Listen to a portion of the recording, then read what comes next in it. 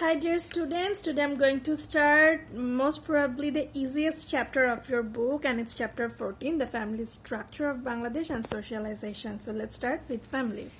Family is a very common concept. I think all of you know about family. It's the primary organization of social structure. It's the fundamental unit. It's the smallest unit of society, and society originates from family. Now, family in general, we can say that family is a place where father, mother, brother, sisters, children, and other relatives live.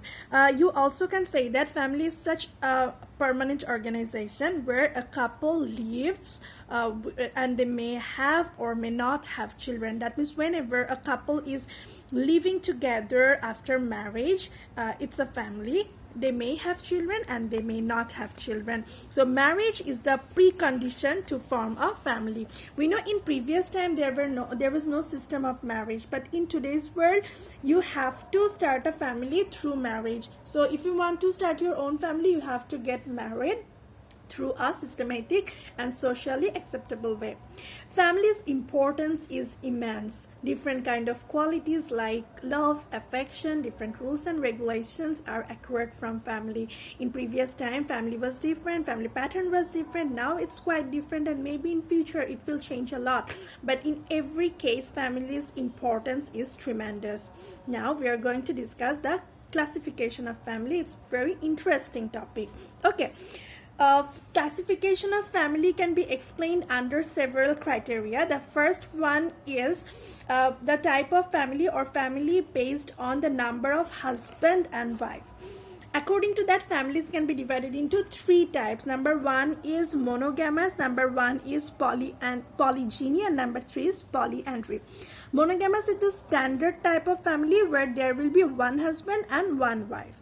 Polygyny family means there will be one husband but more than one wife. In previously in Agro-based Muslim society, such kind of families were seen, polygyny family, because in such kind of families the male used to get married to more than one wife so that they can give birth to more children, and all of them they can work in their agricultural activities, right?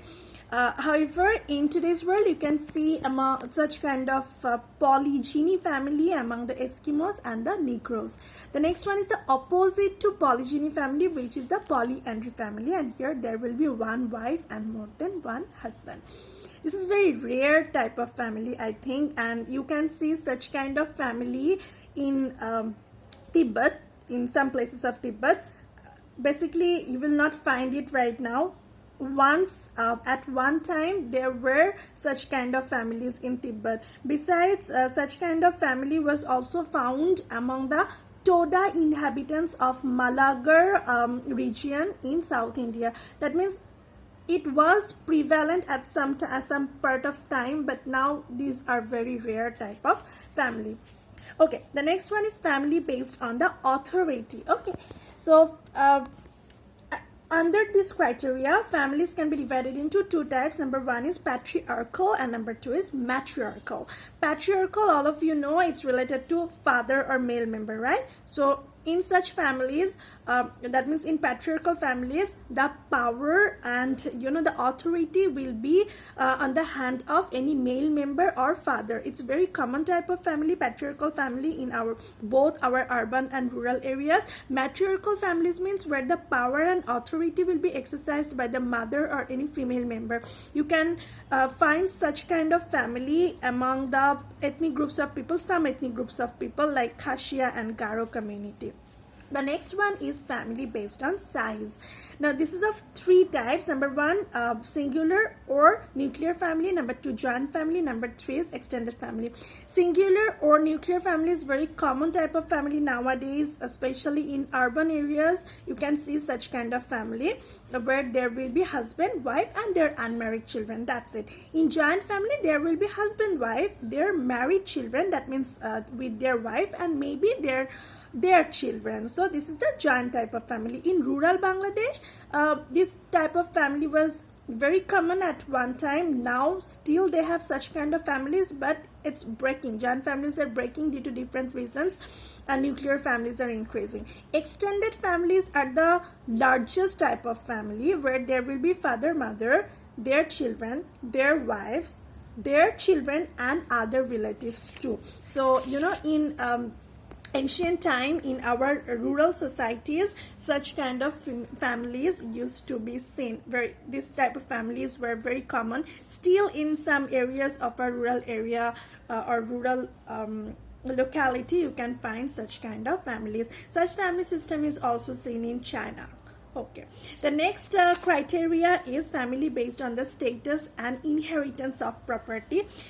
Two types of families will fall under this category. Number one is patrilineal, number two is matrilineal. Whenever the children are entitled to family status and inheritance of property of father or any male member, that is patrilineal family. That means in patrilineal family, the family status, the title, the inheritance will come from the father, and in matrilineal family, the children will get the family status and inheritance of property from their mother's side. So patrilineal family is very common in our society. It's like the patriarchal family. And in matrilineal family, okay, matrilineal families can be seen again in Garos and Khasias, among the Garos and Khasias. The next one is family based on dwelling place of husband and wife after the marriage. So say a couple got married, so now where they're living, according to this, such kind of families are categorized. Now there are three types of families according to that. Number one is patrilocal, number two matrilocal, number three is neolocal. Patrilocal means when husband and wife, they're living in the husband's father's house, which is very common in our country. Matrilocal means whenever the couple after marriage will live in wife's father's house, that is matrilocal. And whenever they're neither living in husband's father's house or nor in wife's father's house, rather they're living in a new place, just husband and wife, that is known as the neolocal family. It's very common nowadays among the service holder of our country, right? So patrilocal means whenever you are living in husband's father's house, matrilocal, wife's father's house, and neolocal, in a new place, not in both of those places.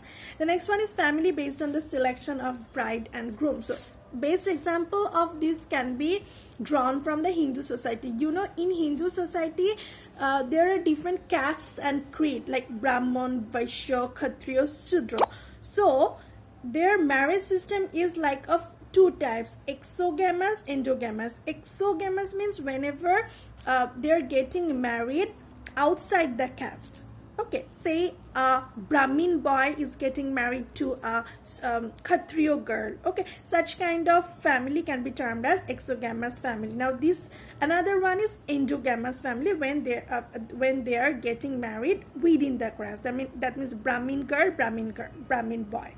Okay, now exogamous families can be of two types. Number one, whenever in exogamous marriage the husband is of, or the bridegroom is of superior caste and the wife is of lower caste, it can be termed as onulom marriage. Okay, say husband is from Brahmin and the wife is from Kshatriya, it's onulom.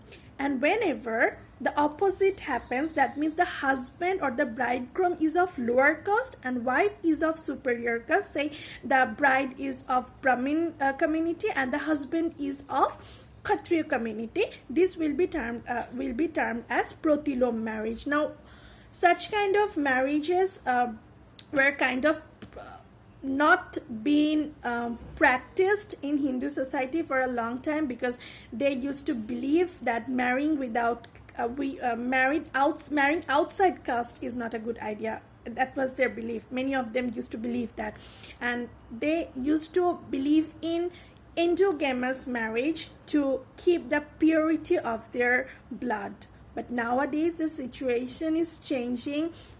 Modern Hindus, they are very progressive and they do not believe in such superstitions. So now they get married within or outside their caste. Okay, so that's all. I hope the concept is clear to you. Please read the textbook, underline the important sentences, and if you still have any question, please let me know.